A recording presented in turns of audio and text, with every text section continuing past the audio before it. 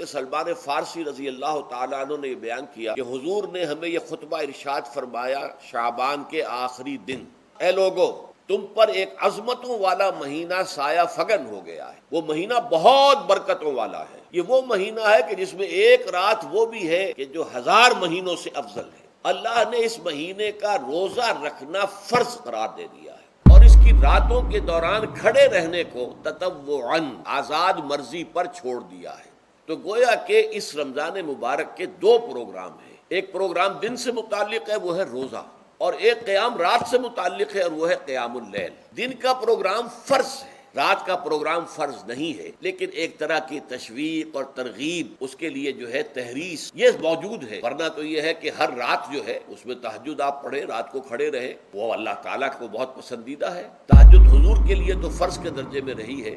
لیکن عام مسلمانوں پر فرض نہیں ہے۔ البتہ جو کوئی کر سکے ان کے لیے یقیناً بہت اعلیٰ مراتب ہے، بہت اونچے درجات ہیں۔